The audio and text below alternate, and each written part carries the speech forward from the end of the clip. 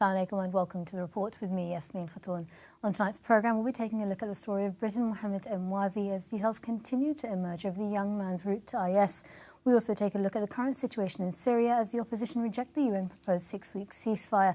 But first, government forces working with Sunni and Shia groups have launched a major offensive against the IS group in the Salahuddin province. Sarah Saey has been following the story.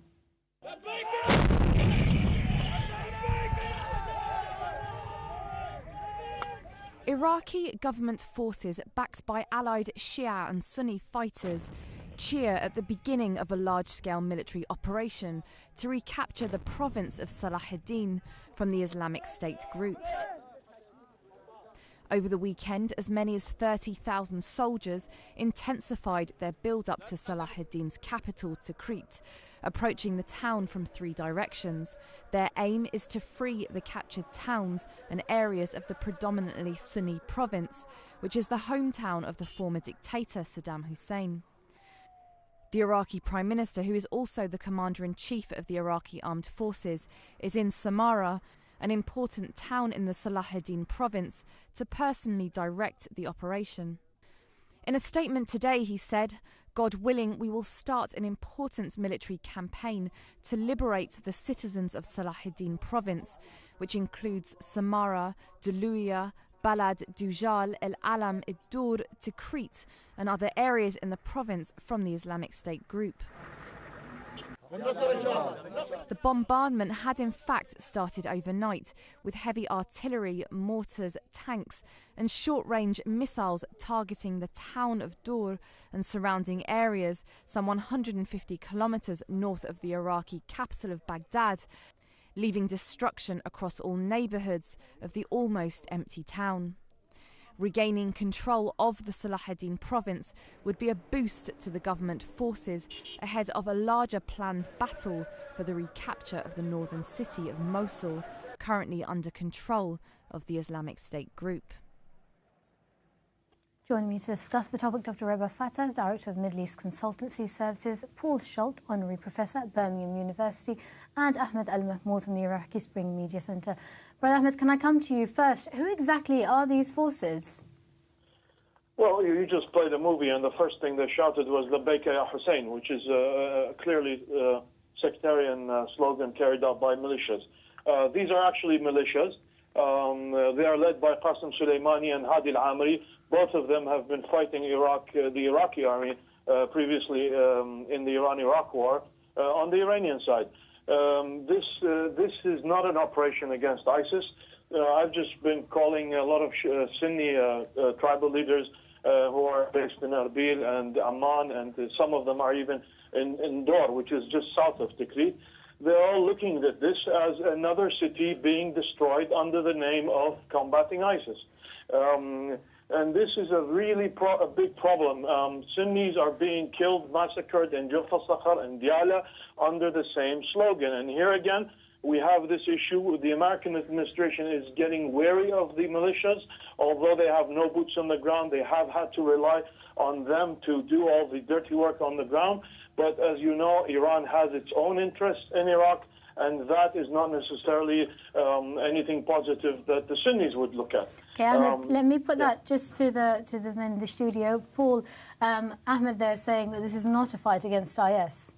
Well, people doing it would say that it was. I mean, the problem of sectarian politics is long-term, and it's certainly something to worry about. But I think the majority of those people involved in this fight that's rather importantly going on would say they're doing it to liberate that province and eventually Mosul from IS. Rebwar, Ahmed also said that the Americans are also wary of some of these militia groups. That's true. I think American is worried about the sectarian nature of the conflict, but they cannot really do anything about it.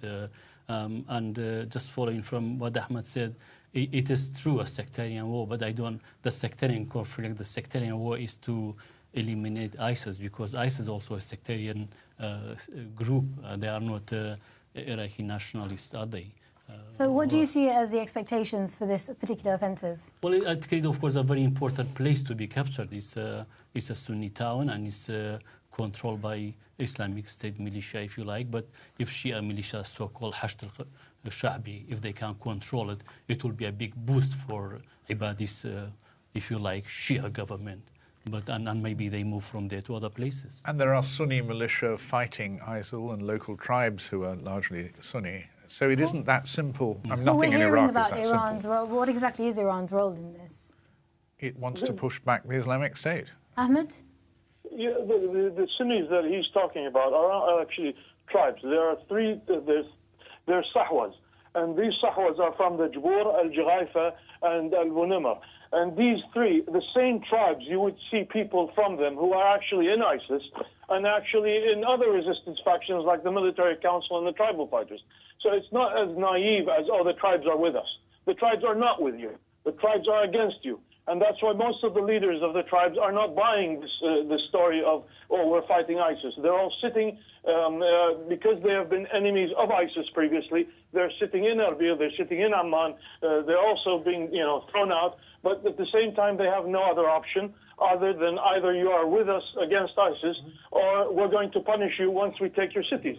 There is clear evidence that there were mass killings in Jurf al-Sakhar, in Barwana, in Diyala, other parts of Diyala, and the Peshmerga were kind enough to document a lot of these atrocities, from looting to rape to killing.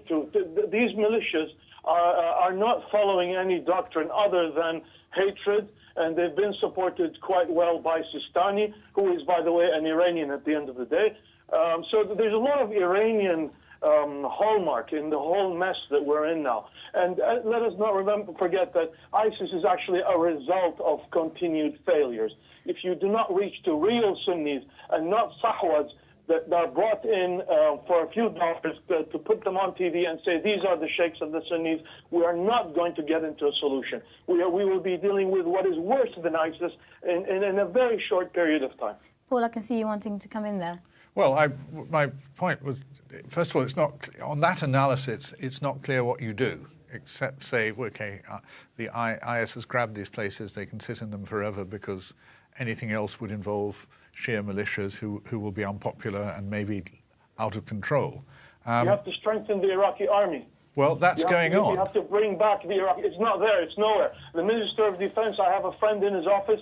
He just called me. He said that the minister wants no part of it. He was actually just walked out of a meeting in Baghdad with the American ambassador. His home was raided by Sistani's militias only 3 days ago. What kind of Minister of Defense has the self-respect to take an office and his own house is being raided by militias?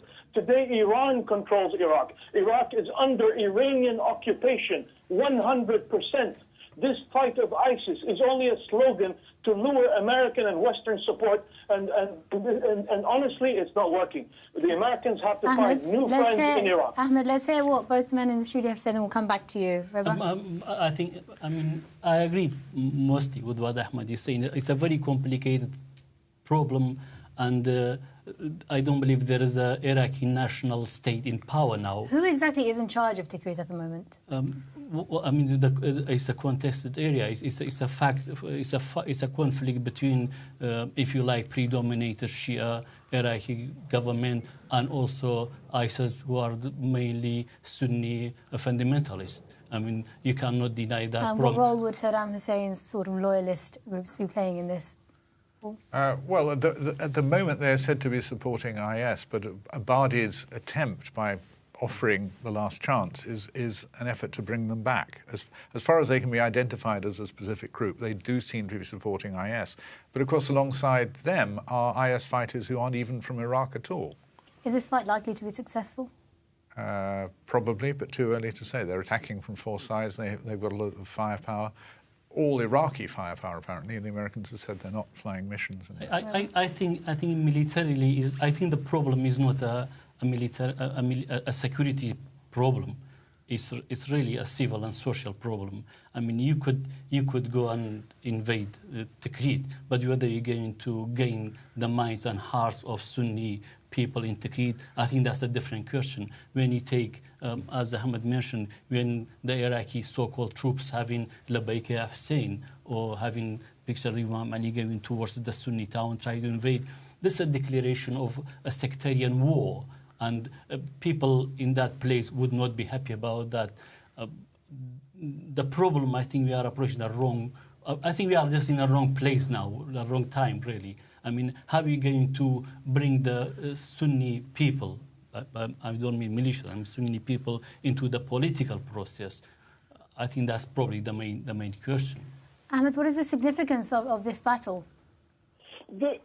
Technically, I mean, I've been on the phone since morning. There's really not much that happened other than shelling. There's not been any pictures from the government side of them proving that they've entered the city 50%, because that's what they claimed an hour ago, and they have absolutely no pictures of it. Looking at the map from previous battles and how it's set up, as the gentleman kindly explained, that they've cornered from four sides, but they've got a river on their back, and there's a lot of obstacles. There's only one open area from the west side. So it's not as simple as they're trying to promote it. But what concerns me is actually the aftermath. I'm not saying that they can't take it. They could take it. They could just fight it out, lose 10 times the numbers, and take the city. That's not the problem. The issue I have is that after they take Tikrit, and I want you to quote me on this, they will declare Samarra a province on its own, and that will increase the Iranian influence in Samarra, because they will have a lot of Iranian presence, even more trade, because of the Imam al-Askari shrine. It will become a business. It will become a business hub just like Najaf. And Sunnis are not going to take this properly. The reason Sunnis look defranchised is because they've been targeted for over 12 years as Ba'athis, as ISIS, as Al-Qaeda, as you name it. And tomorrow they're going to invent another name for them.